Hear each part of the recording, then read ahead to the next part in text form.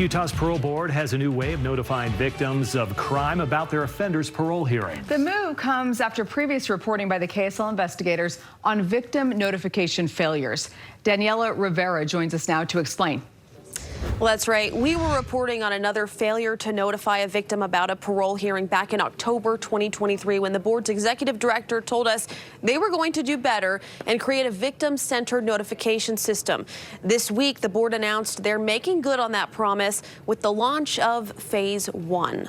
It's called My Voice, a victim-centered notification system connected to the state's offender management system, which is what the parole board used for years. We were doing things indirectly, right? We would look up an offender, we would have to then find the survivors of that crime and then reach out to them. Jennifer Yim is the administrative director of Utah's Board of Pardons and Parole. She says those notifications used to only be sent by mail. Now they can also use emails and phone calls to reach victims.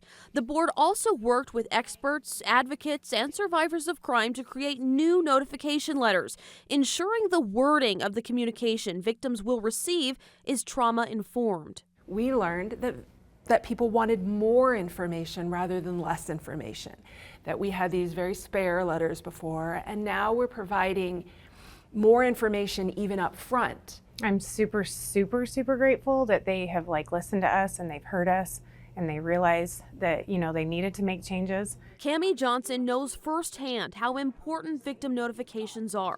Her perpetrator was granted release just a few months after he was sentenced in her case, without her knowing about the hearing. She says speaking out at a second hearing made all the difference. Because they heard our stories, they knew why he was in, they knew he needed to stay in longer, and he's still in. Both Johnson and Yim say these improvements to victim notifications are the product of government listening. In our case, it was through media reports. It was through failures that we were able to turn to successes. I know we've got a long ways to go, but it's huge. It's a huge step forward.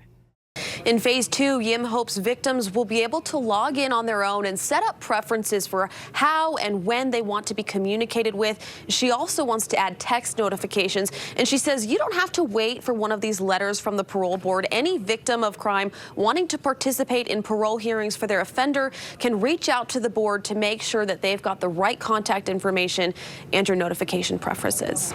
Back to you. Yeah, it's so great to hear about those changes. Absolutely. Because once it's too late, it's too late. Daniela, thanks.